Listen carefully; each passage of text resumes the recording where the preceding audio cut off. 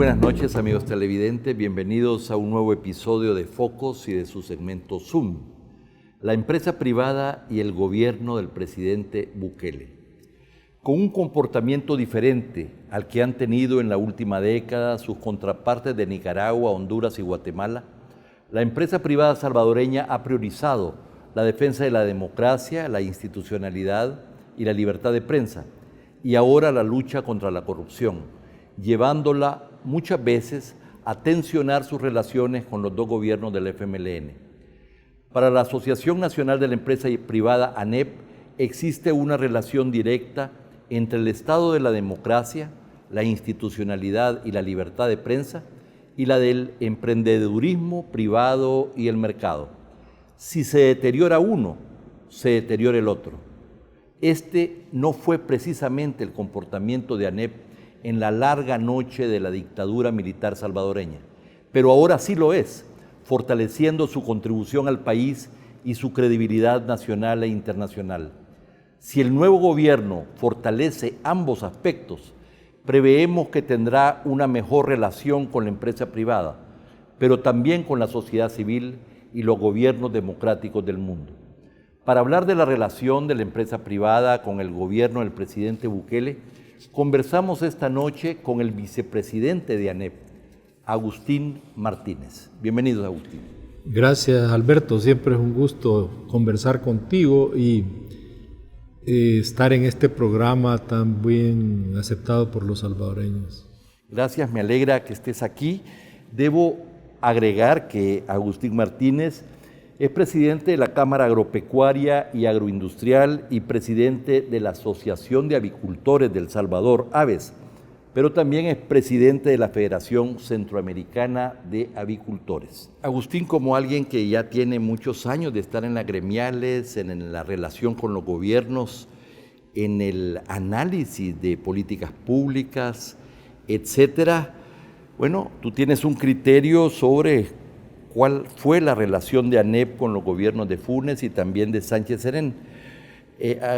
Hazme una evaluación, aunque sea breve. Bueno, muchas gracias. Realmente es interesante tu pregunta porque, digamos, en los últimos 10 años hemos tenido una situación bastante sui generis en cuanto a la relación con el gobierno. Quiero decirte que para tus teleaudientes, que la ANEP, que es una gremial que aglutina 50 gremiales de los diferentes sectores productivos, a lo largo de su historia siempre ha estado en defensa de los principios y valores que rigen nuestras democracias y nuestras libertades.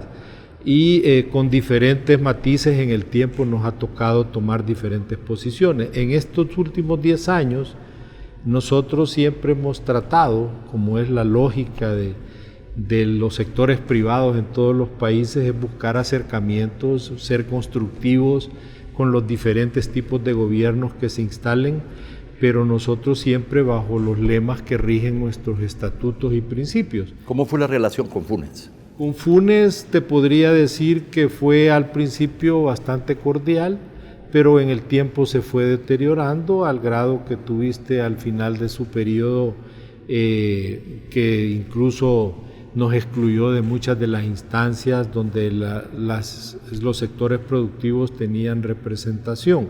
Sí, hablamos al principio con bastante énfasis, nos sentamos a hablar de temas los dos temas que considerábamos más importantes en ese momento, que era el tema de un pacto fiscal y el tema de la seguridad, que ya lo veíamos venir y que al final se fue deteriorando y ya lo demás es historia. Con el presidente Sánchez Serén pues ha sido una dinámica tal vez más complicada en el sentido de que tenías tú al vicepresidente hablando con nosotros, hablando de programas, proyectos, pero por otro lado en las diferentes instancias del Estado sentías aquella reacción negativa hacia el sector privado. Entonces no ha sido fácil manejarse en los últimos dos gobiernos y pues hoy estamos empezando uno nuevo y como siempre con visión muy propositiva, esperando que construyamos país. Luis Cardenal, el presidente de ANEP, confirmó que habían tenido al menos 2 reuniones privadas con el señor Nayib Bukele como presidente electo. Esas reuniones entiendo que fueron cordiales, que fueron directas, que hubo una buena comunicación. Cuéntanos. Bueno, yo participé en una de ellas porque en la otra estaba de viaje, pero sí hemos conversado con los diferentes sectores que han sido reuniones muy cordiales, como un inicio pues para empezar a poner los puntos donde nosotros creemos que deben ponerse en términos de la actividad económica, de las relaciones con el gobierno, y él de manera muy positiva nos expresó que es toda su intención apoyar, desburocratizar, dinamizar la economía, generar todas las condiciones para desarrollar los proyectos que están detenidos, atraer nueva inversión, generar empleo y por supuesto siempre con la visión y enfoque de resolver los problemas sociales que el país tiene. Bueno, esto es agua para sus oídos, en esto hay plena coincidencia. Tuvieron oportunidad también de hablar de los temas de la democracia, de la institucionalidad, de la lucha contra la corrupción, de fortalecer las instituciones. ¿Fue otro ámbito? Sí, o sea, sí se tocan esos temas en este tipo de reuniones, pero de manera muy superficial porque no hay tanto tiempo para detenernos a ver cómo cada uno está viendo la situación. Sí, él conoce de primera mano cuáles son nuestras posiciones porque incluso ha estado participando en el último ENADE, que fue un tema muy puntual el que atendimos ahí, pero le hemos dicho que ahí están todas nuestras propuestas a la disposición y toda la capacidad que tenemos para apoyarle en aquellas instancias que él así lo considere conveniente. Entiendo que también ustedes han hecho observaciones sobre el plan Cuscatlán. Sí, hemos revisado bastante a fondo el documento. Se le ha entregado un documento revisado lo que él ha presentado, que más que todo tiene que ver con el ordenamiento de los puntos, de las áreas de acción, de las prioridades, pero muy puntualmente se hizo énfasis en el financiamiento que tienen todos los programas que él está promoviendo o que va a promover en su gobierno y que de alguna manera no se ve con claridad la forma de financiarlos, pero él habla también ahí mucho de la cooperación internacional, la cual estamos viendo que con un nuevo mensaje del presidente puede acercarse y puede haber una nueva dinámica para resolver precisamente los temas de déficit en algunos programas. Sin lugar a duda, la cooperación puede jugar un papel fundamental, pero no hay duda que el tema fiscal es importante. Normalmente en el sector privado se privilegia la recaudación más por la vía de aumentar la inversión privada y el crecimiento y con eso los mismos ingresos fiscales y los multiplicadores correspondientes.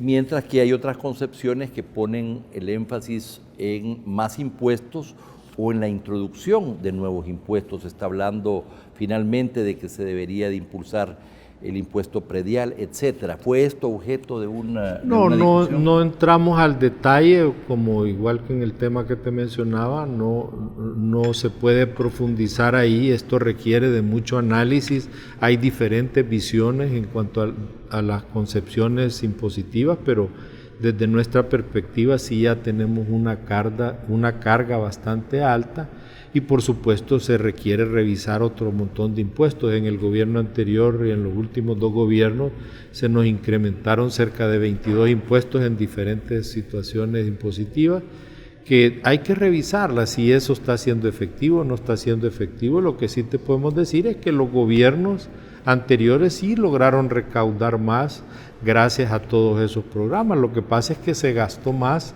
y entonces no se resuelve nunca el problema del déficit fiscal.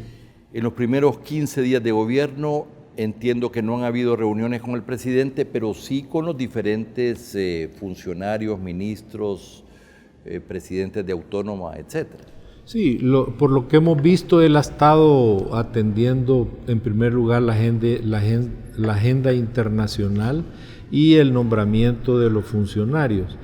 Sí hay ya un inicio en la relación con las diferentes instancias ya nombradas, falta que nombre algunas, pero ya algunas por iniciativa del funcionario y otras por iniciativas nuestras de los diferentes sectores ya se han tenido acercamiento. Yo participé el otro día y fue documentado por los medios la reunión con el ministro de Trabajo, que fue muy estratégica desde mi punto de vista, porque el ministro que toma funciones tiene un viaje, ahorita está saliendo a la OIT, entiendo, a la reunión anual de la OIT, donde ya está el presidente de ANEP y se reunió con los representantes sindicales para ir a hablar allá de que sí está en la disposición de tomar especialmente las acciones que nos tienen en la lista negra que le llaman. Definitivamente vamos a hablar de ese punto.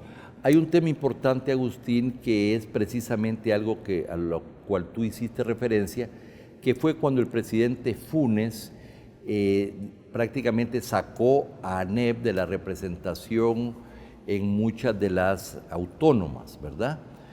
Y desde entonces el presidente Sánchez Serén continuó bajo las mismas características. Me pregunto si ustedes han hablado con el gobierno del presidente Funes a ver si esta representación se va a restablecer o no.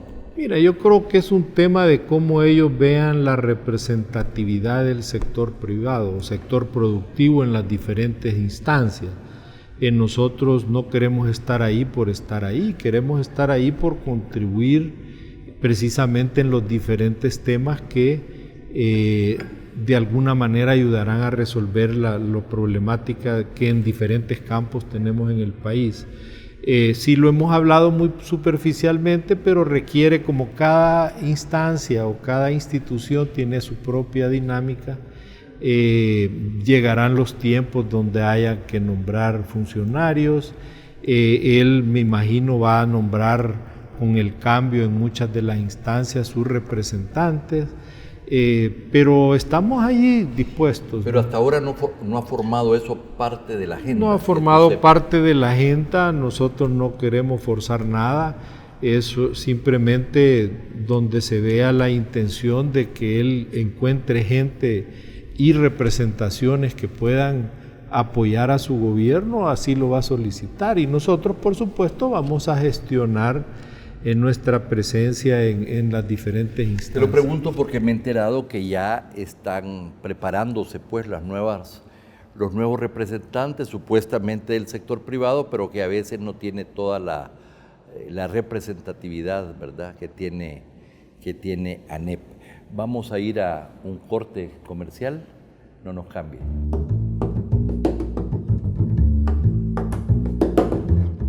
La empresa privada y el gobierno del presidente Bukele es el tema que nos ocupa esta noche, conversando con Agustín Martínez, vicepresidente de la Asociación Nacional de la Empresa Privada ANEP. Agustín, estábamos hablando precisamente antes del corte de las reuniones que ustedes han tenido con funcionarios del gobierno del presidente Bukele en estas primeras 2 semanas.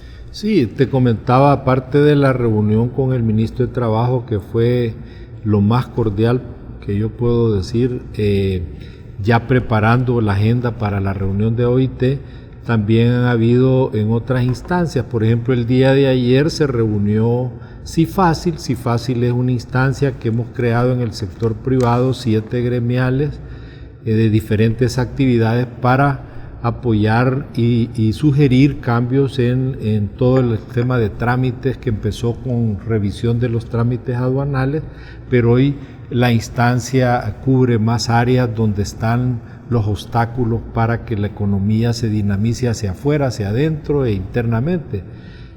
Todo el programa de mejora regulatoria se ha trabajado también con el apoyo de ellos.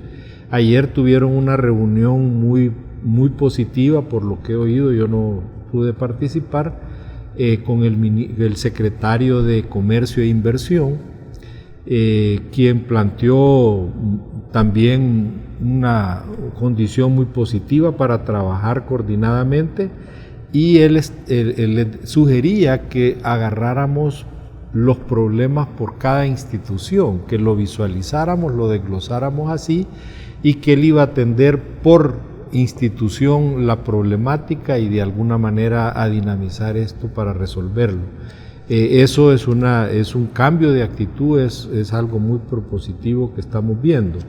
En otras instancias, en la mía muy particular, hemos tenido contacto con el ministro de Agricultura, le mandé una carta pidiéndole una reunión ya de manera más institucional, pero en diferentes campos él ha tenido, entiendo, reuniones con gente de café, en la parte avícola ya para ver el tema sanitario, que es un tema que nos preocupa mucho. Entonces sí hay toda una agenda por parte nuestra que queremos plantearle a los funcionarios, pero entendemos también que ellos están resolviendo, conociendo la institución, resolviendo problemas de cambios y de nueva visión, pero estamos ahí pues esperando a la brevedad posible alguna reunión en el campo agropecuario. Y así con diferentes instancias, la ASI también está Coexport, entiendo que ha tenido algunos acercamientos también, entonces la dinámica comienza y esperemos pues que sí tener una relación bastante cordial con este gobierno. Esta semana el vicepresidente Félix Ulloa manifestó que el gobierno ya trabaja en la creación de una comisión internacional contra la impunidad, como instancia independiente de combate contra la corrupción, pero también pues de apoyo a las instituciones. ¿Cuál es la posición de ANEP al respecto? Nosotros hemos mantenido desde un inicio pues que sí estamos de acuerdo en que hayan instancias de combate frontal a la corrupción. Sin embargo, diferimos en los formatos. Nosotros apoyamos que cualquier institucionalidad que se cree alrededor de este tema tiene que estar adscrito a entidades locales donde se pueda manejar el tema, por supuesto con toda la transparencia posible para resolverlo, pero sí tiene que haber bastante línea, digamos, de parte de las autoridades para que se combata la corrupción. Nosotros apoyamos pues que haya una instancia que se coordine con la Fiscalía y que con las demás instancias judiciales puedan hacer un trabajo para combatirlo radicalmente. Hasta ahora el presidente Bukele no ha dado ninguna conferencia de prensa formal, tuvo una pequeña intercambio con la prensa desde Casa Presidencial, entiendo el primer día. Hay un nuevo método de comunicación que ha sido pues ya observado nacional e internacionalmente. Yo en mi columna antepasada hablé del presidente tweet y da instrucciones por esta vía, no quiere decir que no se reúna con los ministros. ¿Qué comentarios tienes de esta nueva original forma de comunicarse y también de gobernar? Yo creo que bajo la perspectiva del presidente, que lo hemos conocido precisamente a través de esos medios, él está generando una nueva dinámica de cómo manejar el gobierno. Para nuestro entender y quizás preferiríamos un poquito más de profundidad en los temas, pero es su estilo, es su forma de ver las cosas. Ojalá que podamos en cada uno de los temas que él apunte ahí, podamos profundizar, desarrollar y generar realmente el cambio que se quiere. Bien, hablemos un poquito de este gran tema. Llama la atención que en un gobierno del FMLN, que se supone que que tenían particular interés en el mundo de los trabajadores, ¿verdad? La Organización Internacional del Trabajo, que trata tanto con sindicatos, con trabajadores, pero también con empresarios, nos haya puesto en la lista negra por incumplir el convenio 144, por no haber reactivado el Consejo Superior del Trabajo, que es la instancia tripartita entre gobierno, trabajadores y sector privados. Esto fue declarado acéfalo en el año 2013 por el gobierno de Funes y permaneció así todo el quinquenio. Háblanos de esto y de qué está haciendo en este momento, por un lado, el ministro de Trabajo, pero por otro lado, Luis Cardenal, presidente de ANEP. Bueno, yo creo que si vas un poco a la historia, digamos, en el 2013 prácticamente la instancia se perdió, porque la instancia del Consejo Superior del Trabajo, yo era miembro de ese consejo, y desde ese año no se volvió a convocar. O sea, el consejo no ha funcionado cuando es parte de un convenio suscrito en la OIT. Y yo creo hay como 3 quizás convenios que están siendo trastocados con la forma en que se manejó en el pasado, que es el convenio 87, el convenio 98 y el 144, que tiene que ver, en resumen, con la libertad sindical, la injerencia del gobierno en las elecciones de estas diferentes instancias y en la representatividad de ellas en las diferentes instancias tripartitas, y la del 144, que tiene que ver con cómo se maneja las entidades tripartitas y la importancia que deben tener para las tomas de decisiones, particularmente en los temas de trabajo. Esta es la primera vez que sucede, entiendo yo. Sí, pero ya llevamos 5 años, sí, o sea, claro. Estamos ahí en esa lista desde el 2015, porque no ha habido la voluntad de querer reactivarlas, porque el gobierno anterior tenía su propia visión al respecto y eso nos entrampó todo.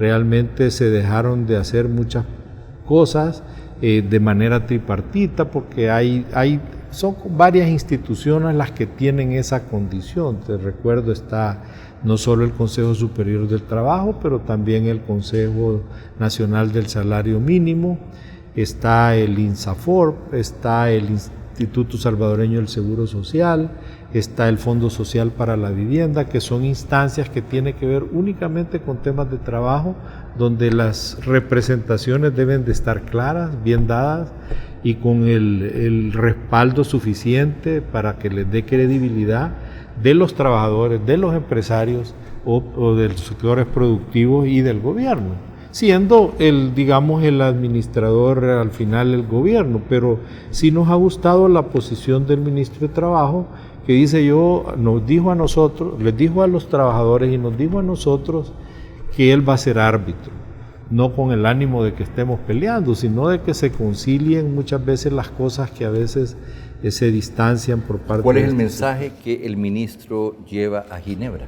El mensaje que lleva es que realmente, aunque hoy nos volvieron a poner en la lista negra, donde está Venezuela y otros países, de trabajar porque en la próxima reunión pueda salir El Salvador de la lista, especialmente provocando que haya toda la legitimidad de un Consejo Superior del Trabajo que trabaje coordinadamente y de un Consejo Nacional del Salario Mínimo que trabaje también como lo mandan estos estatutos y estos convenios internacionales.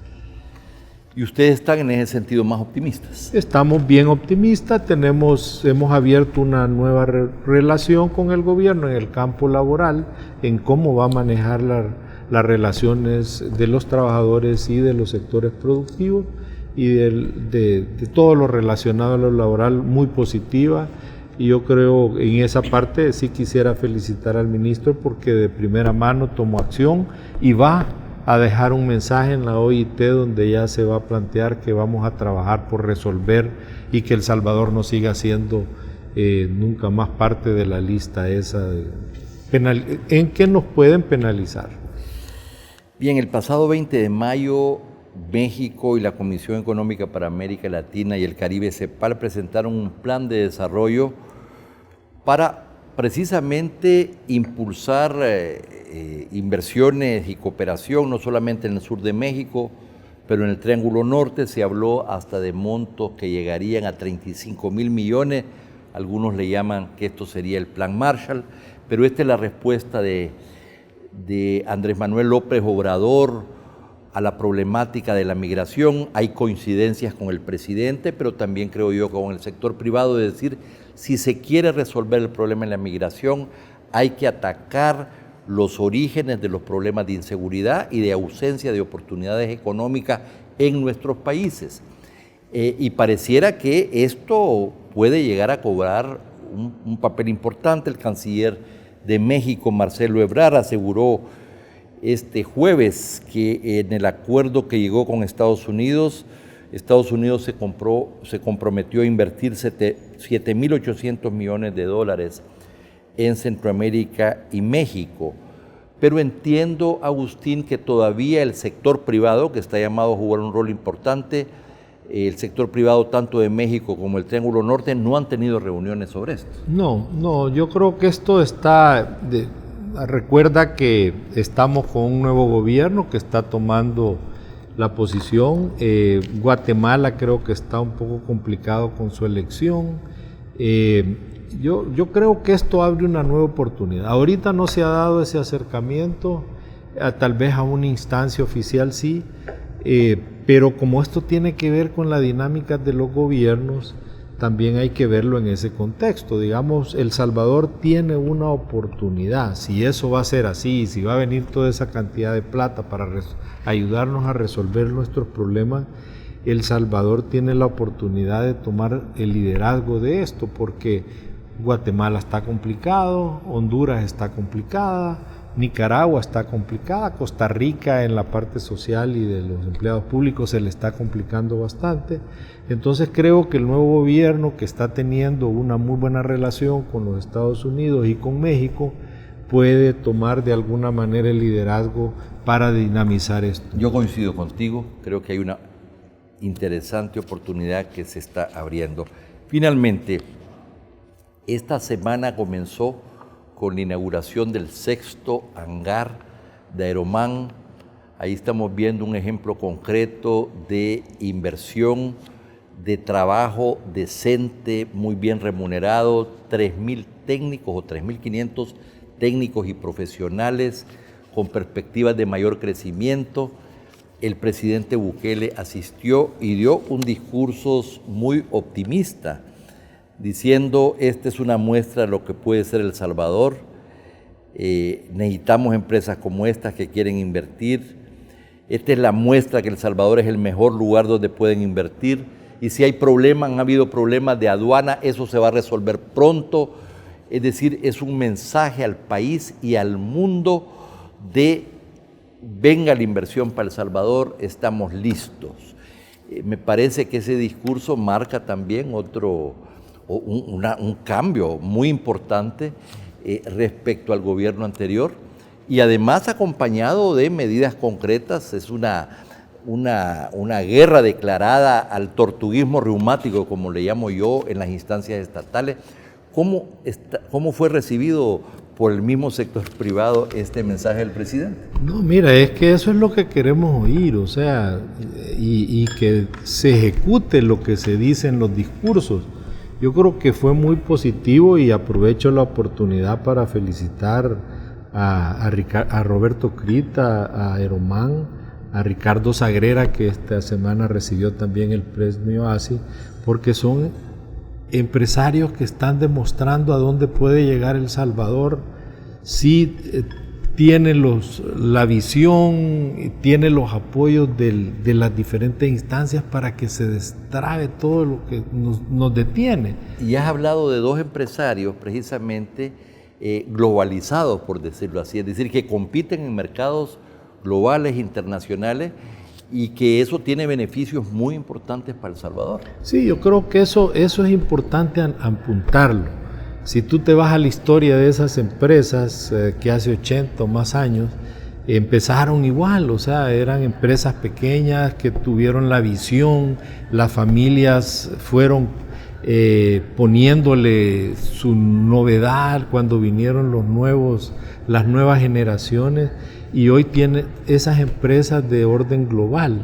Eso deben ser los parámetros que deben regir a nuestro gobierno para ver a dónde podemos llevar a El Salvador como país. Si más empresas lográramos ese tipo de de visiones y de llegar a estos mercados que son altamente competitivos, te digo. Así es. Finalmente, hay una información que no ha sido discutida o analizada suficientemente, pero me parece muy importante. Javier Argueta, que era el asesor jurídico o gerente legal director legal de ANEP, fue invitado por el presidente de la República a ser asesor jurídico, entiendo, de la presidenta. Esto puede haber sorprendido a alguna gente, pero me parece que es una iniciativa interesante. ¿Cómo la ven ustedes? Bueno, mira, yo creo que desde varios ángulos te la puedo analizar. Digamos, en el ámbito personal de Javier, es un reconocimiento a su capacidad profesional. Fue una decisión muy personal que nos la comunicó unas semanas antes, cuando ya el presidente había hablado con él, pero creo que para el gobierno también puede ser un gran apoyo. Digamos, Javier es alguien que tiene ya varios años de estar en diferentes temas, bastante profundizando de manera bastante amplia en temas de constitucionalidades, de temas de las diferentes áreas donde hemos tenido que trabajar como ANEP para precisamente fomentar la institucionalidad, fomentar la legalidad, las normativas adecuadas y en línea con un país que se proyecte al mundo. Yo creo que desde esa perspectiva, mis felicitaciones a Javier, y por el lado del gobierno también, que se llevan un buen elemento que pueda asesorarles en las diferentes instancias que el presidente así lo estime conveniente. Agustín, muchas gracias por tu presencia esta noche en Focos. No, muchas gracias a ti por invitarme y a tus órdenes siempre. Gracias. Y a ustedes, amigos televidentes, gracias por su sintonía. No nos cambie, hay mucho más contenido en Focos.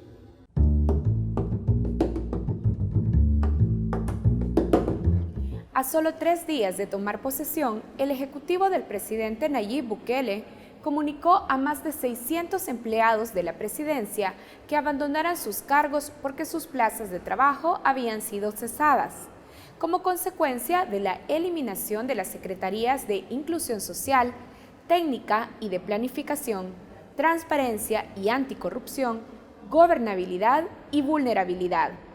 Sin embargo, los ex empleados se defienden y sostienen que los contratos de sus plazas tienen vigencia por la Ley de Salarios, es decir, que están asignadas en el presupuesto nacional actual y aprobadas por la Asamblea Legislativa. Hoy en Focos, con los reportes del periodista Andrés Dimas, hacemos un análisis sobre los despidos del presidente Bukele. El artículo 219 de la Constitución establece que los trabajadores públicos tienen derecho a la estabilidad laboral. Esto significa que los trabajadores solo podrán ser despedidos o destituidos en los casos que determine la ley y siguiendo el debido proceso. Para Gracia Grande, abogada y miembro del equipo de trabajo para el proyecto de ley de función pública, el término cesación de plaza, que fue comunicado a los empleados, no existe en la Ley de Servicio Civil, el marco normativo que regula los casos de terminación laboral en el sector público al cual deben ceñirse los funcionarios.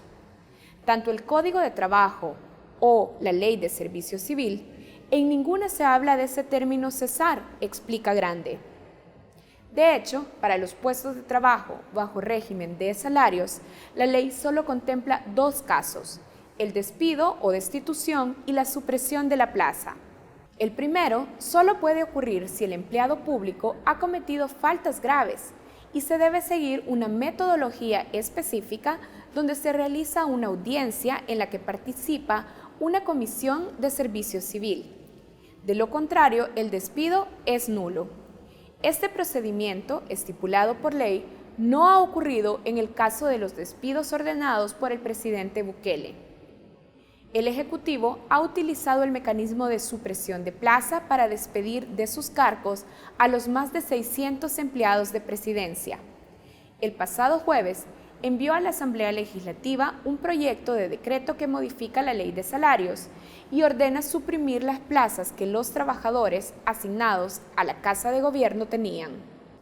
Sin embargo, para suprimir una plaza, se deben cumplir con varios requisitos para respetar los derechos constitucionales de los trabajadores. Así lo recoge abundante jurisprudencia de la Sala de lo Constitucional.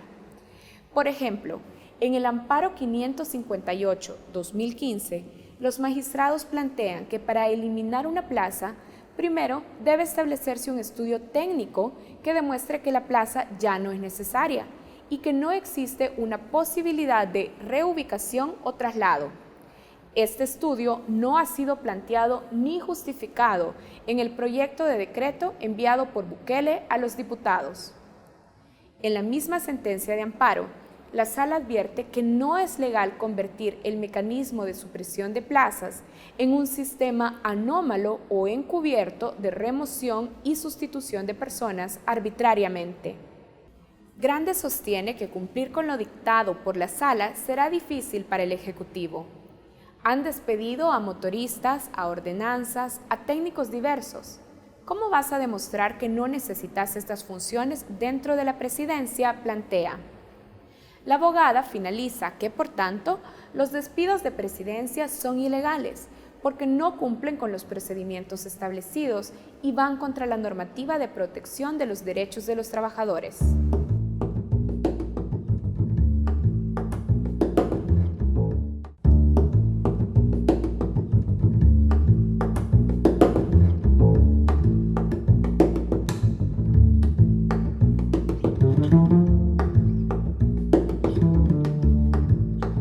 Buenas noches, bienvenidos a la mesa de entrevista de Matices. Saúl, buenas noches. Buenas noches, Karen. Buenas noches a quienes nos sintonizan. Tenemos algunos elementos de contexto a la entrevista que esta noche vamos a hacer y vamos a compartir con ustedes. Hoy vamos a hablar sobre Arena, el principal partido de oposición, que además se encamina a un proceso de elecciones internas en un contexto, tenemos que decir, que se caracteriza porque acumulan una tercera derrota en elecciones presidenciales luego de que perdieron la presidencia en el 2009. Ahí, recordemos, perdieron el Ejecutivo a manos del FMLN y ahora tenemos un partido que presenta públicamente discusiones que hacen notar fisuras internas que ya en la última semana terminaron con la renuncia de Mauricio Interiano, que presidía el COENA. Hay que decir, Karen, que este no es el único desafío al cual se enfrenta Arena. Arena también tiene que definir estratégicamente su rol como oposición política para los próximos 5 años y esclarecer en ese contexto su hoja de ruta para recuperar la confianza de los ciudadanos si lo que busca es seguir siendo una opción relevante en la política del país. Por eso hoy analizamos la situación interna en Arena y los desafíos también que van a enfrentar en el plano legislativo ante el nuevo gobierno. Y por eso hoy nos acompaña la diputada Felisa Cristales. Felisa es electa diputada por el Departamento de la Libertad en marzo del año pasado, del 2018. Obtuvo 29.627 marcas, para decirlo exactamente, y así se ubicó como la tercera diputada más votada en ese departamento. Bienvenida, Felisa. Muchísimas gracias a los dos, muchísimas gracias a quienes nos sintonizan desde su casa. Así que muchas gracias por estar con nosotros. Diputada, vamos a iniciar esta entrevista hablando del hecho reciente en Arena y es la renuncia de Mauricio Interiano como presidente del COENA, una noticia que se anuncia el pasado 7 de junio. Él señaló en ese video que publicó que su decisión no respondía a presiones de ninguna naturaleza, pero nos gustaría saber su lectura respecto a esa renuncia. ¿Cómo interpretó la salida de Interiano? Bueno, ya se venía hablando de esto desde el 5 después de las elecciones, 2 días después de las elecciones ya veníamos pues hablando de que tenía que haber una renovación, de que tenían que dejar los cargos. De hecho, hubieron unas declaraciones del COENA todos juntos. Y había pasado el tiempo, a lo largo de todo este tiempo como que las fricciones fueron aumentándose porque no se veía claro todo lo que habían prometido, ¿verdad? Que era dejar el cargo. No existe, y esto hay que recalcarlo, no existe un mecanismo para que se vaya un presidente democráticamente electo después de unas elecciones. De acuerdo legalmente, él tendría que haber terminado su mandato. Pero, y como yo se lo decía en su momento, el problema es que nunca se dio como ese cambio, nunca se dio como ese giro nunca se dio un acercamiento real, sino que veíamos unas giras, unas palabras bonitas, pero no un cambio de ruta, no algo que nos diga el partido va a cambiar o la elección del siguiente COENA va a ser lo que el partido necesita, sino que todo indica que vas por el mismo camino que te ha llevado a, como tú decías, tener 3 derrotas en elecciones presidenciales. Eso lo dice, esos gestos los vio después de la derrota de febrero. Sí, bueno, antes, previo a la derrota de febrero, era bien difícil participar porque de cualquier cosa que pudiera pasar, era aquella medición tan constante que una propuesta, si ustedes se fijaron en todo ese tiempo, casi no hubieron propuestas legislativas porque no sabían medir si la propuesta legislativa iba a sumar o iba a restar. Las únicas propuestas que se presentaron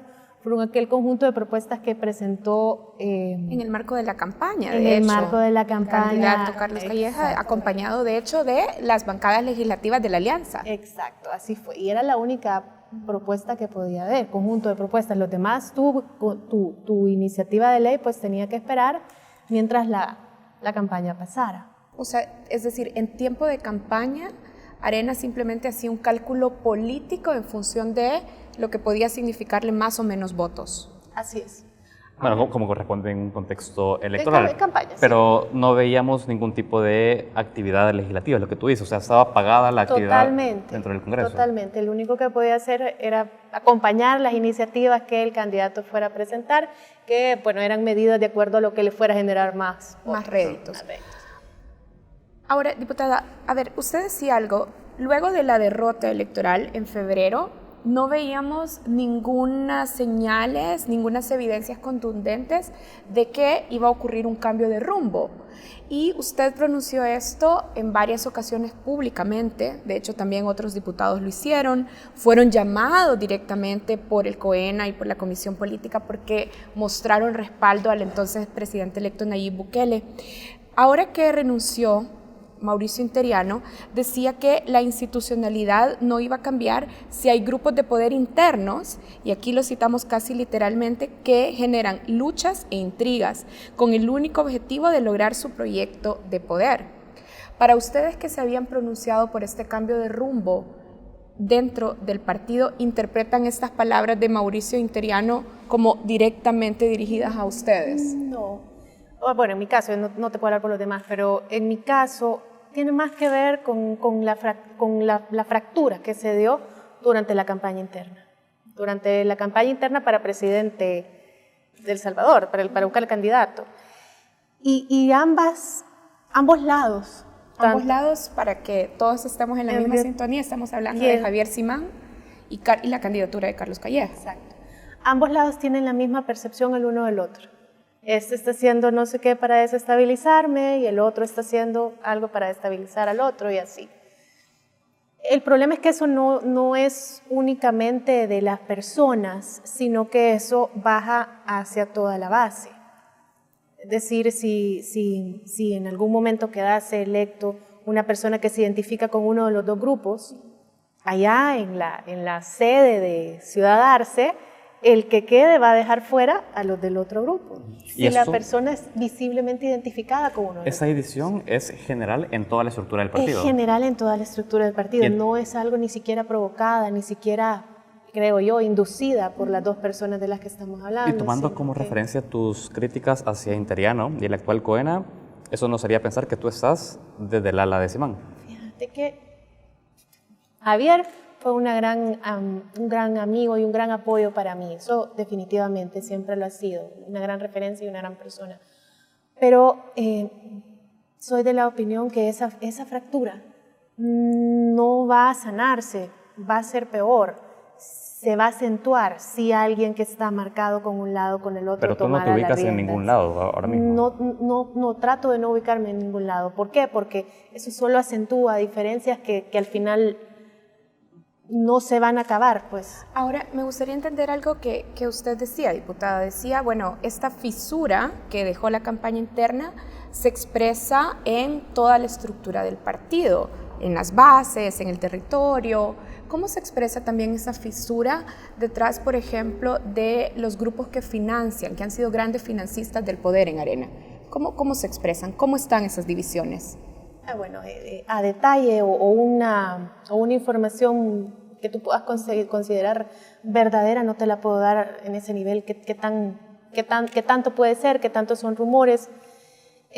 Lo que sí te puedo decir es que podemos ver un sector empresarial también, y que te voy a ser sincera, en el momento que yo comencé con mis reclamos, el sector empresarial se enojó y dijeron, no, mire, pero no es la forma de hacer público su reclamo, no es la forma de decirle dinosaurio, no es la forma de...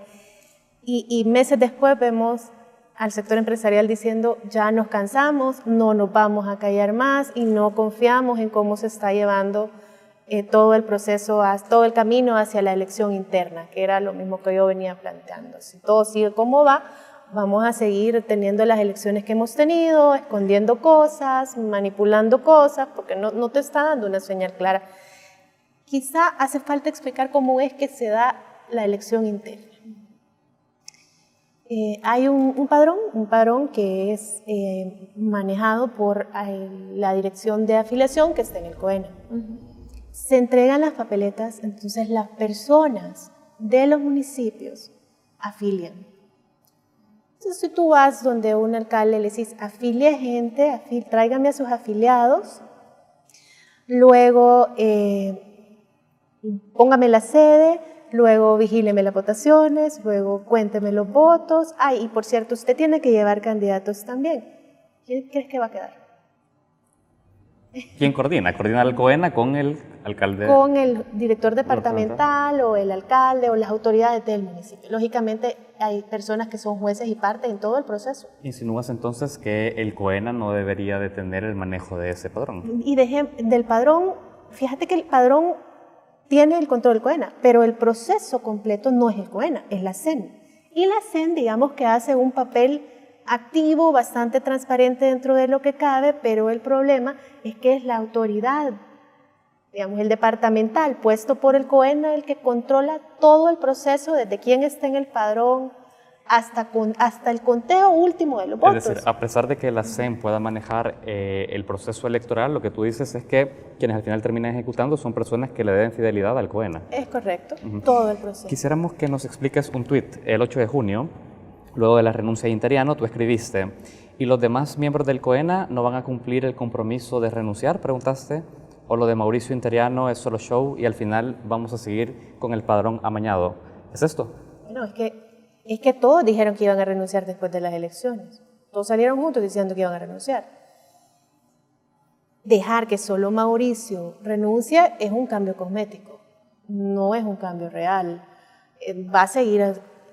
Si no se había pensado en cambiar esa forma de actuar o en cambiar todo ese proceso, no me parece que la ruta vaya a cambiar mucho habiendo dejado a las mismas personas. Ahora, lo que me da esperanza es que es la CEN, pero no sé qué tan claro o qué tanto se quiera llegar al fondo, que es que gente que debe lealtad al COENA es la que maneja todo el proceso.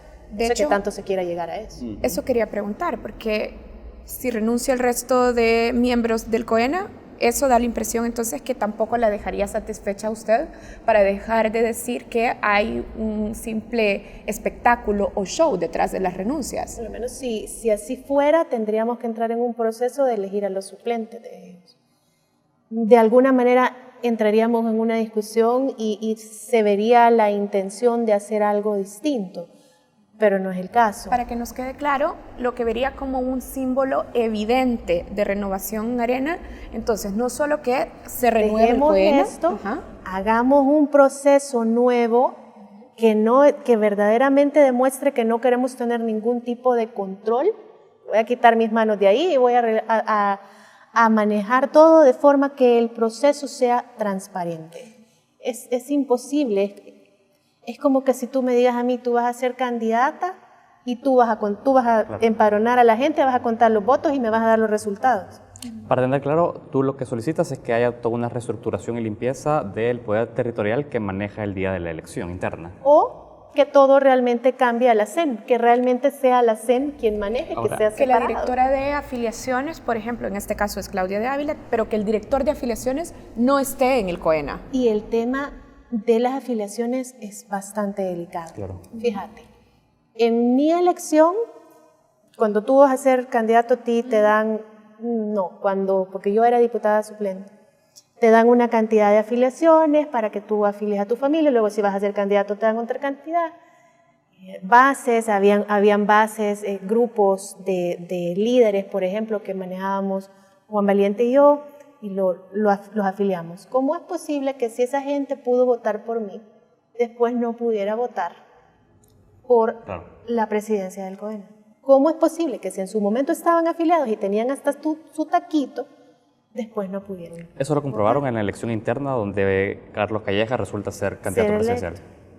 Quiero preguntarte algo, porque Mauricio Interiano, en este video en el que anuncia su renuncia, dice que la Comisión Electoral Nacional estaría encargada de organizar el proceso de internas, pero además dice cuenta con un consejo asesor para garantizar la transparencia de todo este proceso. ¿Tú sabes quiénes componen ese consejo asesor? Sé que hay algunos diputados porque se trató en una reunión de fracción. ¿Qué decisiones y qué temas tocan? No sé.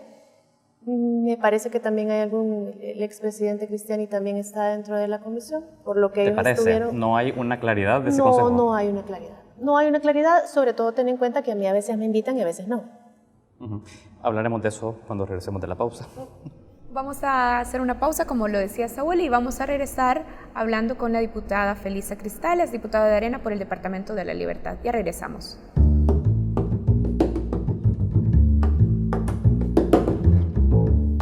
Continuamos la entrevista en Matices, Karen. Esta noche se encuentra con nosotros Felisa Cristales, diputada de Arena por el Departamento de la Libertad.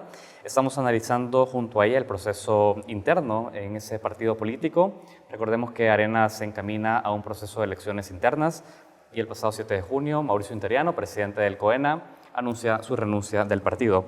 Tú nos estabas explicando un poco la dinámica al interior del partido político, pero antes de ir a la pausa decías... ten en cuenta que a veces me invitan a reuniones de la fracción, a veces no. ¿Qué está pasando dentro de la fracción de Arena en este momento? Me queda claro que no hay una cohesión, pero ¿qué ha sucedido después de la salida de Interiano o antes de su salida respecto al consenso de cómo se toman decisiones ahí?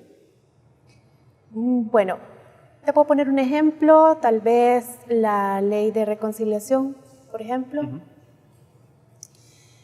Bueno, un jueves que ya se oía el rumor de que iban a bajar la ley de la comisión, llegan al pleno, llegan a la reunión de fracción horas antes del pleno. ¿Quiénes llegan? El jefe de fracción, el jefe de fracción. Y dicen, bueno, ya está, yo no la he leído todavía, la están deliberando y bueno, nos la vamos a pasar, pero tenemos que tratar de aprobarlo hoy porque es bueno para el país y porque, no sé, un discurso. Y dije, bueno, no sé, pero no lo he leído.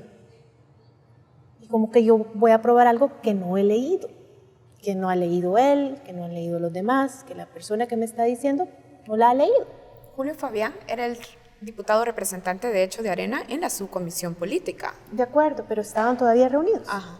¿Él no compartía con la fracción la discusión de la comisión ad hoc? Sí, pero estaban todavía reunidos y acordate que eso, hacía un mes antes de eso, de casualidad yo recibí a un relator de las Naciones Unidas y me pedí un informe y no habían avances porque la comisión estaba sin presidente porque Rodolfo Parque renunció. Entonces, esos avances se dieron en un mes. No habían terminado de reunirse, no estaba terminada cuando nos dijeron hay que aprobarla. No nos la dieron, no la habíamos leído. Por supuesto, hubimos un grupo bastante grande que dijimos, no la vamos a aprobar así, no podemos aprobar algo que no he leído. Bueno, entonces se la vamos a pasar ya para que la leamos. Y la llegan al pleno. No, yo no voy a aprobar algo que no he leído. Entonces, bueno, entonces la vamos a dejar para el otro jueves. No fue jueves, creo que la pasaron para martes el siguiente, como que lo acercaron.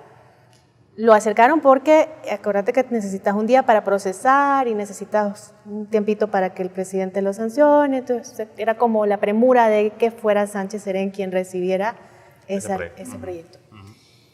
Entonces, llego, lo leo y comenzamos a verlo y comenzamos a analizarlo y ¿cómo así? 5 meses para que la gente llegue a poner su demanda, 5 meses. Para que la gente llegara a poner su demanda. En toda la ley tú jamás veías que el enfoque estuviera en que la víctima, en pedirle perdón a la víctima, en que la víctima sanara sus heridas, en una reconciliación real, en ningún lado. No, yo no voto porque no me gusta, por ya mis razones y todo. Llego a la reunión de fracción y habíamos varios con la misma manera de pensar. Cuando empezamos a hablar y empezamos a decir que no, comienza el enojo, comienzan las fricciones, comienza incluso bullying, ataque, bullying. ¿De quiénes, por ejemplo? ¿De qué diputados? Yo me voy a reservar nombres, de verdad, para no hacer más, porque si las cosas se puede poner agresiva a veces, entonces mejor no decir nombres. Pero así, agresivo. En algún momento de la reunión llegaron 2 representantes con la buena intención de aprobar la ley de reconciliación porque en realidad consideran inviable que va a ir toda la gente que participó en la guerra a una de las cárceles. Yo creo que, o tendríamos que hacer una cárcel aparte, yo creo que es... 2 representantes no del COENA, sino que de la dirigencia, digamos. ¿Dirigentes del COENA llegaron directamente no a la del COENA, de la dirigencia. ¿Dirigentes de Arena? De Arena, sí. ¿Llegaron directamente a la Asamblea Legislativa? A pedir que votáramos, pero cuando tú le decías o escuchabas las intervenciones, no la habían leído. No se habían dado cuenta que daba 5 meses para que la gente pusiera su denuncia, que dificultaba a las víctimas poner la denuncia cuando la ley se trata de eso. En eso pasó la resolución de la Corte Interamericana de Derechos Humanos y ya eso se detuvo. Pero así es como se llevan las decisiones y vuelve otra decisión difícil y se vuelven a hacer tensas las relaciones cuando tú decís yo no voy a votar porque... Y queda claro que no hay un estudio previo de los dictámenes que se bajan o los proyectos de ley que se En esa presentan. ocasión no.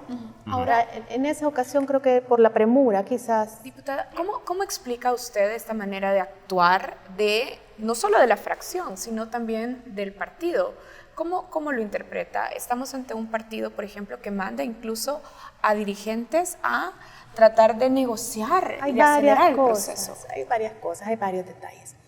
Desde el principio, si tú te pones a pensar que vas a tratar algo tan delicado como la ley de reconciliación y vas a tener en esa subcomisión a gente que participó del conflicto, pues tenemos que estar claros que esa ley va a salir para favorecer a la gente que participó, que difícilmente van a estar pensando en las víctimas.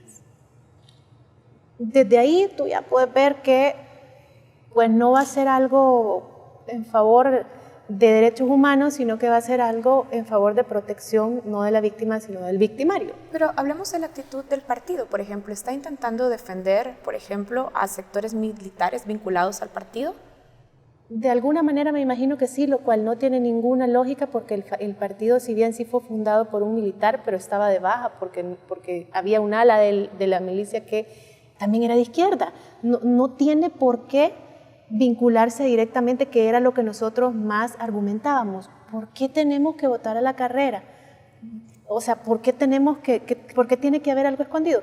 Sinceramente, yo creo que es tan fácil como que así se hacen las cosas. Diputada, pero usted es tan consciente... fácil como que es una costumbre. ¿Usted es consciente que usted forma parte de un partido político conservador que ha tenido, digamos, a la base de muchas de sus propuestas la defensa de determinados actores en la política nacional como el actor ejército en el conflicto armado? Es decir, esto no es algo que nos acabamos de inventar, ha sido un comportamiento sistemático de Arena la defensa. Sí, pero lo que pasa es que, primero, en principios no está escrito.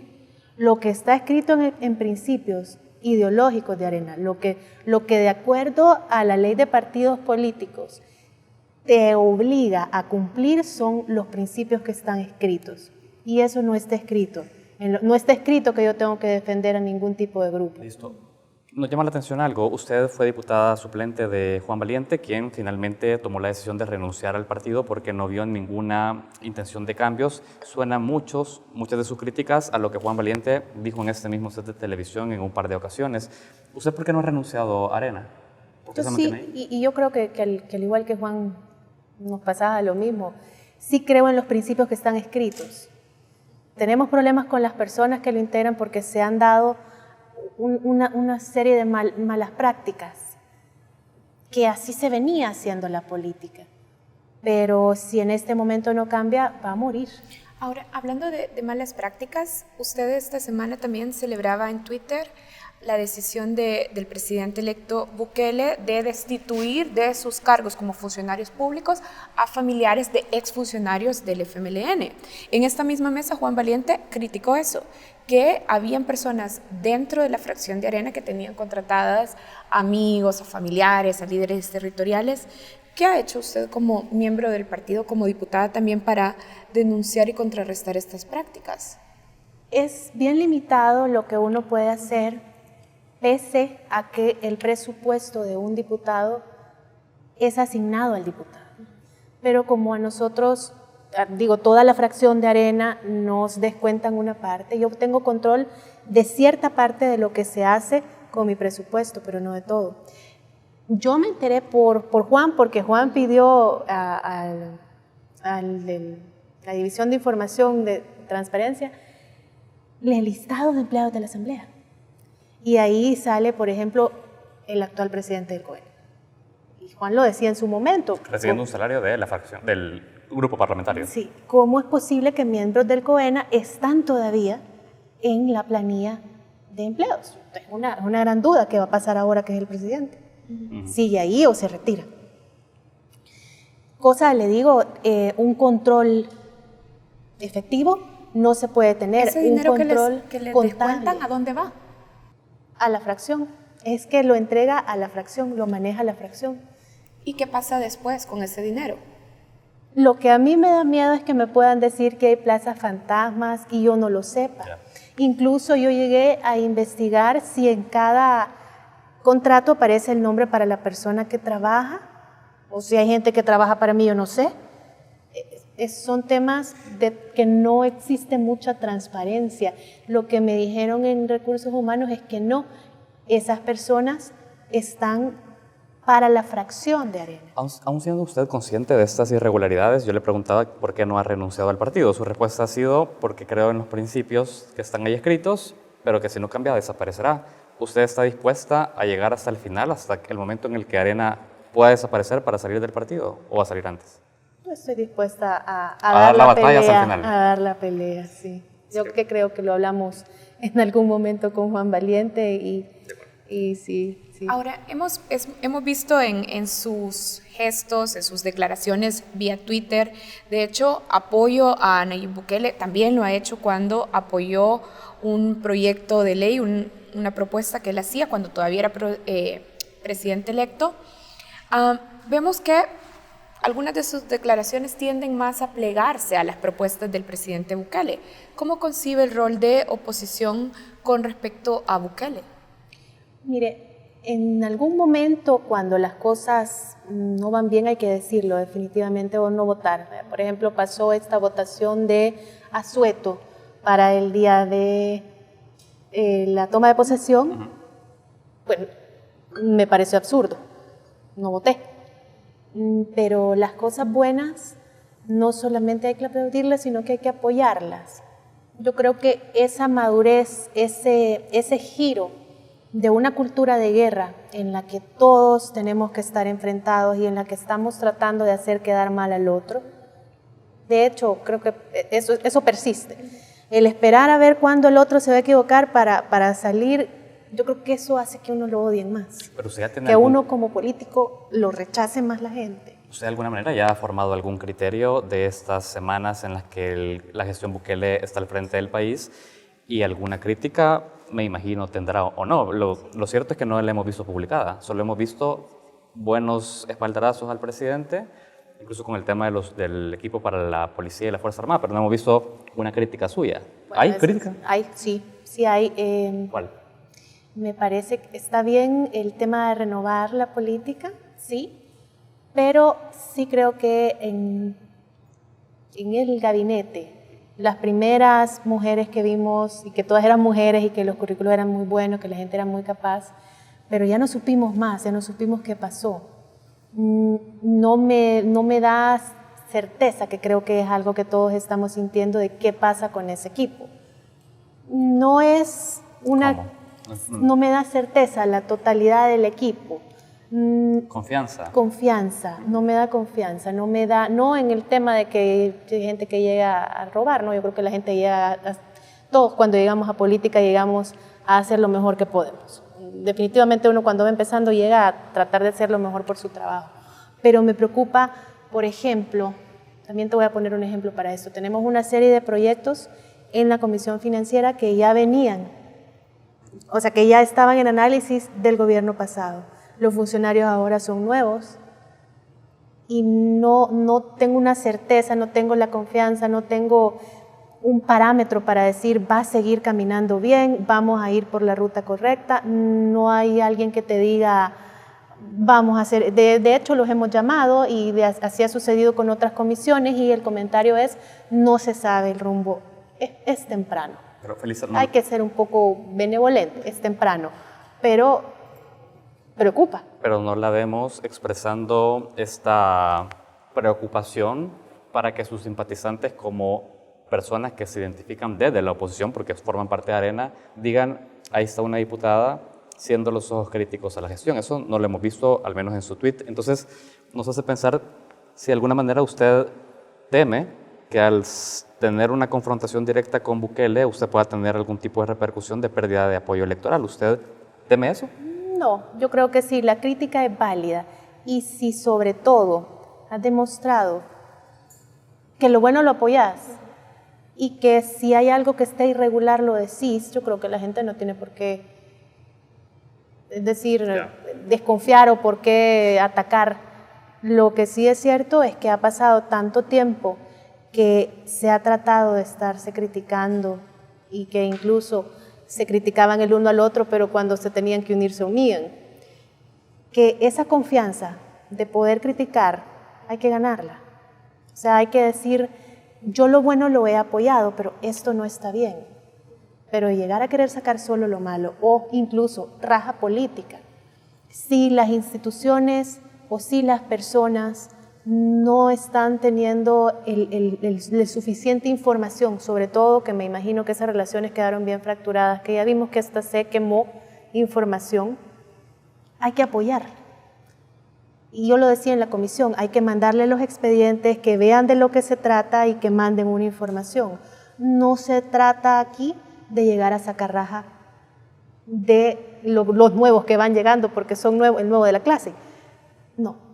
Hay que, el tener esa confianza, el recuperar la confianza, o en mi caso, el ganar la confianza del elector, de los salvadoreños, es un proceso, no es algo que va a pasar de la noche a la mañana. Hablemos de nuestro tiempo. ¿Cómo ve nuestro tiempo? ¿La considera una propuesta electoral renovada de la derecha salvadoreña? Una propuesta electoral diferente, definitivamente. Muy distinta de Arena, que hasta se han dado fracturas por las diferentes corrientes de pensamiento. Me hace falta ver más temas de ellos. Si tú me lo preguntas a mí, he visto temas de ideología de género, por ejemplo, pero no he visto temas, no he visto otro tipo de propuestas, no sabemos qué más propuestas hay más allá, qué propuestas económicas, qué propuestas de crecimiento, qué propuestas para el país. Y con respecto a estos planteamientos de nuestro tiempo sobre temas de género, por ejemplo, ¿usted se identifica con las propuestas de nuestro tiempo en tema de género? Yo me quedo en Arena. Yo sí, en ese tema de temas morales, pues no creo que es un tema que no le incumbe a la política. Vamos a hablar del tema del aborto, ya está regulado. Si tú alguna vez me querés invitar para hablar del tema del aborto y agarrar las 4 causales y analizarlas, y te sigo diciendo siempre, en El Salvador, si tú me decís que el problema es un tipo de aborto clínico, si no existe la tecnología para diagnosticar a tiempo el riesgo de vida, el embarazo que está poniendo en riesgo de vida a la madre, tampoco para diagnosticar a tiempo que debe haber un aborto y que vamos a aprobar o a legalizar el aborto en todas las clínicas. Yo no creo que eso sea la solución a los problemas de ningún salvadoreño, la verdad. Queda claro que su postura se queda más, digamos, desde el plano sí, propuesto por Arena, una propuesta mucho más conservadora respecto al tema. Mucho más conservadora, quizás en lo personal. El tema para mí no es personal, no es que yo sea una persona extremadamente conservadora, no, pero sí creo que para el país no es la solución de los problemas. Es más, si tú vas, no es representativo de los salvadoreños ni siquiera, si tú vas a, y esto porque lo he hecho, porque lo he preguntado, tú puedes ir anda a Multiplaza, sentate y preguntarle a cualquier señora que encontres o a cualquier señor que encontres si está en favor del aborto y te va a decir que no. Pero probablemente al interior del país la dinámica sea distinta. Vaya al interior del país y aunque tú vayas a el municipio más pequeño, donde la gente tiene menos nivel de estudio y te dice lo mismo, y es todavía más conservador que la persona que tú... Buscaremos la estadística para poder estudiarla. De hecho, la vamos a tener que invitar para continuar hablando sobre este tema. Muchísimas gracias a la diputada. Muchísimas gracias a usted. Estuvo con nosotros la diputada Felisa Cristales, diputada por el Departamento de la Libertad en representación del partido Arena. Y bueno, nosotros cerramos aquí el segmento de matices, pero ya regresamos con más contenidos en Focos.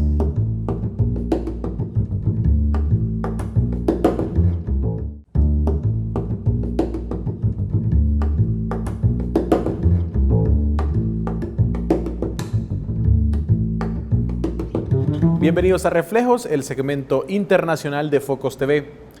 Guatemala afronta hoy una jornada electoral atípica, luego que los últimos presidentes electos han sido señalados por romper la institucionalidad, acusados por corrupción. Los guatemaltecos fueron a las urnas a elegir a la base de la misma clase política. Para analizar estos hechos, enlazamos hasta la ciudad de Guatemala con Eswin Quiñones, periodista y subdirector editorial del digital Nómada. Bienvenido a Focos, Eswin. Hola Andrés, gracias por la invitación. Bien, ¿qué se juegan los guatemaltecos en esta jornada electoral presidencial?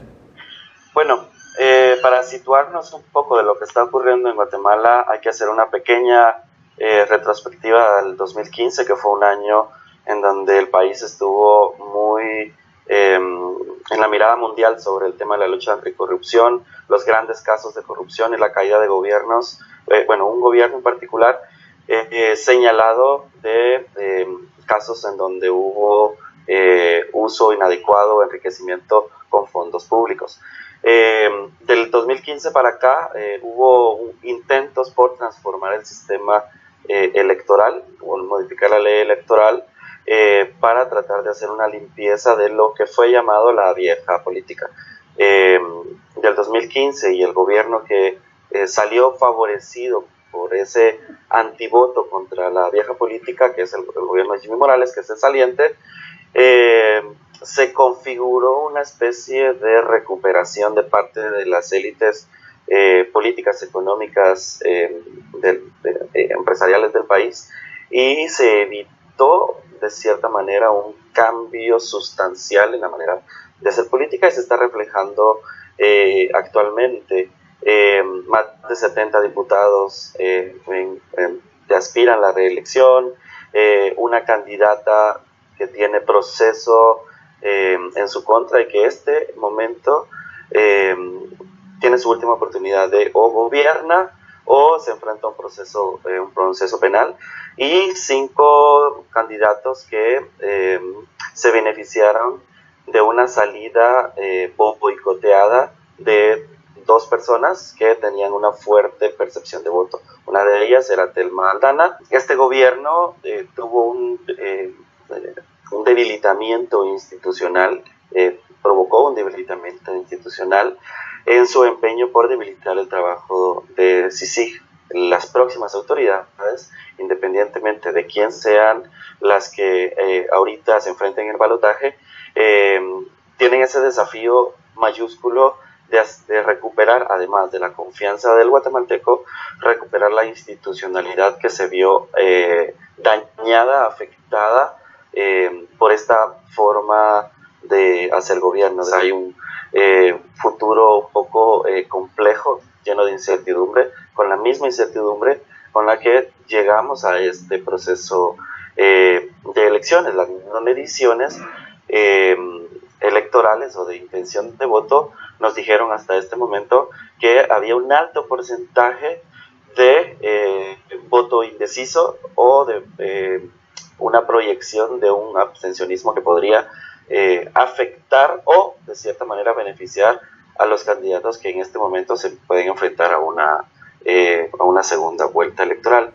Bien, la candidata que tú mencionabas, que o gobierna o va a los tribunales, es Sandra Torres, quien lideraba las encuestas con el 20% en intención de voto, pero también con un fuerte antivoto y rechazo.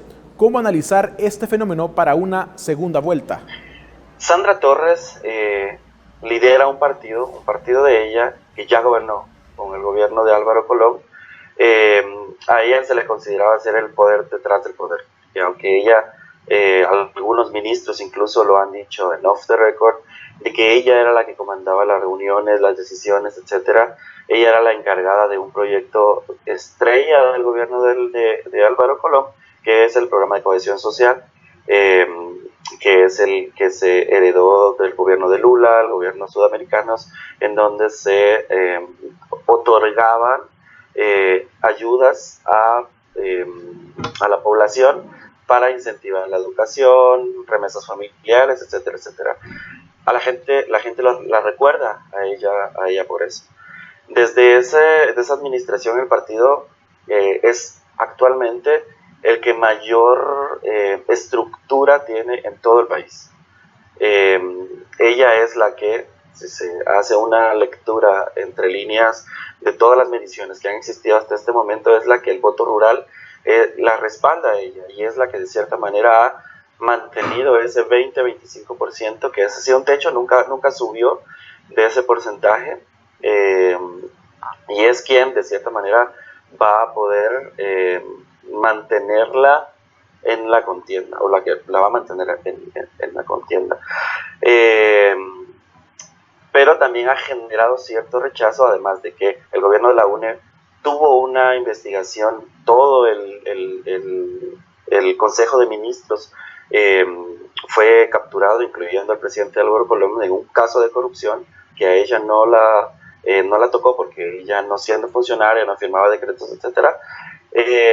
Y también se le recuerda el hecho de que haya intentado hacer un fraude de ley al divorciarse del presidente para optar a una candidatura presidencial y evadir de esa manera la prohibición constitucional.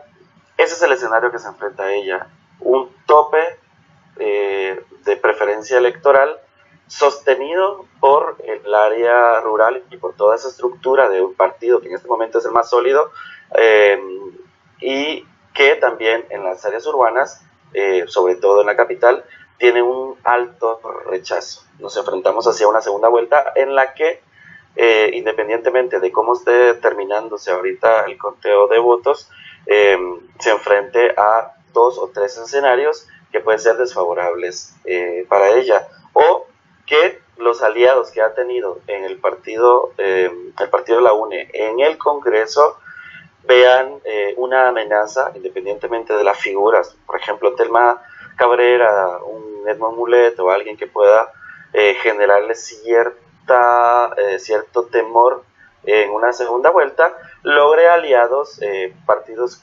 vinculados a lo que se llamó aquí en Guatemala el Pacto de Corruptos, Partido Todos, Podemos, etcétera, se alíen a ella y luego hagan una especie de conflicto de alianza para una segunda vuelta y beneficiarla a ella. Ahora bien, con la no participación de Aldana y la participación sí de los partidos del Pacto de Corruptos, ¿quedan opciones políticas viables para los guatemaltecos? ¿Son elecciones que se pueden considerar legítimas? Estas elecciones se configuraron con el actual ordenamiento legal, basados en la ley electoral de partidos políticos. Es decir, todos los partidos que están en la contienda, que son quizá en el momento donde más opciones se fueron creadas, algunos reciclando políticos, otros reciclando candidatos, etcétera, pero fueron donde más opciones fueron creadas. Hizo que el guatemalteco dudara fuera muy escéptico para enfrentarse a este proceso. Empezamos con 27 partidos políticos y al final 4 candidaturas tuvieron problemas, unos porque enfrentaban problemas, procesos penales, otros porque no lograron finiquitos, Tel Maldana que fue boicoteada, Suri Ríos que se le aplicó la Constitución, etcétera, y nos enfrentamos con 19 opciones electorales. De ellas, un alto porcentaje vinculados a la continuación de esa alianza por procurar impunidad o conservar cierto nivel de impunidad, y partidos que son más allegados hacia la izquierda, hacia el progresismo, etcétera, etcétera, pero con una intención de voto muy reducida. Ha habido una sorpresa que hasta este momento es hasta algún punto de vista interpretado como positivo, porque de una organización campesina se formó un partido político y el voto huérfano que dejó Tel Maldana lo adoptó un porcentaje de ese voto Telma Cabrera, que es la candidata que representa a las comunidades indígenas, que tuvo un alto porcentaje, tuvo un crecimiento de intención de voto en los últimos meses o previo a la campaña. En resumen, tenemos unas elecciones que están ordenadas con la ley electoral que esta alianza de partidos dejó, porque no se animó a hacer reformas sustanciales, y con muchas opciones, es donde la alianza distribuyó su poder para conservar su cuota de poder para el siguiente año, y con candidatos que no, creo que todos nunca llenaron las expectativas ciudadanas. Bien, muchísimas gracias, Eswin. Gracias a ustedes. Feliz día. Con esto concluimos nuestro segmento Reflejos. Para ver este y otros análisis internacionales, ve a focostv.com. Ya volvemos.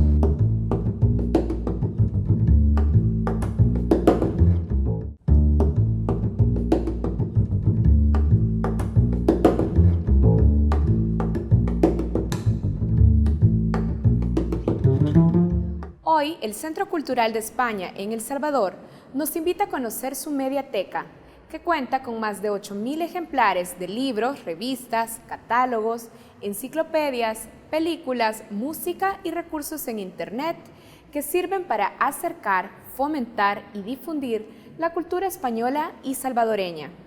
En este Retratos también conoceremos al escritor español Alejandro Morellón, ganador del premio Gabriel García Márquez de cuento.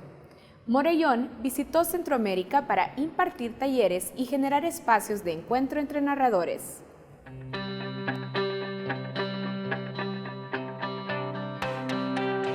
Formamos parte de la red de bibliotecas de la Agencia Española de Cooperación para el Desarrollo, AECID. Nuestra principal función que desempeñamos en los diferentes países es acercar la cultura española a nuestros usuarios. Nosotros como biblioteca, que somos especializadas en arte y cooperación, pues acercarnos más a los estudiantes, a profesores, a esos investigadores que también vienen y consultan nuestros libros, que por la naturaleza de ellos pues son escasos en el país, o prácticamente somos la única biblioteca que los tenemos. Entonces nos convertimos en esa oportunidad que tienen ellos de poder consultar bibliografía que de otra manera no podrían acceder en este país. Como biblioteca nosotros tenemos diferentes actividades y proyectos que desarrollamos durante el año, y Literae, que es el espacio donde pues organizamos conversatorios, presentaciones de libros. También tenemos un club de lectura para adultos que es Cabeza de Libro, y en este mes de junio tenemos como un invitado de lujo a Alejandro Morellón, quien es ganador de la 4ª edición del premio de Gabriel García Márquez, que es un importante premio de cuento. La besó como pensaba que debía hacerlo el más interesante entre los novísimos narradores salvadoreños. O sea, sin duda, ya lo decía don Perdón, el doctor honoris causa Juan Felipe Terruño. He venido a Centroamérica en el marco de una iniciativa por parte de la AECID y a través de los centros culturales españoles. La iniciativa es un modelo en el cual escogen a 10 autores y autoras españolas de 30 a 40 años, de la década de los 30, por eso es 10 de 30. La iniciativa parte de la premisa de acercar estas literaturas distintas y diversas a distintas partes de Latinoamérica y Centroamérica.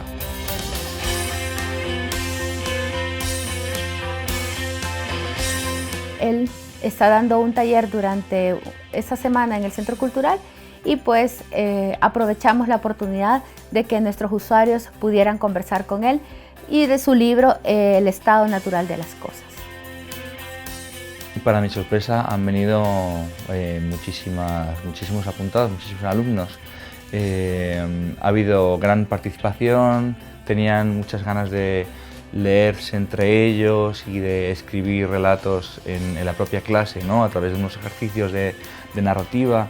Se han visto como muy contentos de poder compartir ese momento entre ellos y bueno, todo con la idea de acercar la literatura a la gente, ¿no? Que es un poco de lo que se basa la literatura, es justamente de establecer un diálogo entre personas. Bueno, la mediateca está abierta a todo el público, solamente tienen que traer la copia de su DUI para poderse hacer usuario y para los extranjeros una copia de su carnet de residente y ya con eso pueden llevar hasta 3 ejemplares por un periodo de 8 días y se puede renovar el préstamo hasta 3 ocasiones si el libro no está siendo requerido por otro usuario. Nuestro horario es de 10 de la mañana a 6 de la tarde.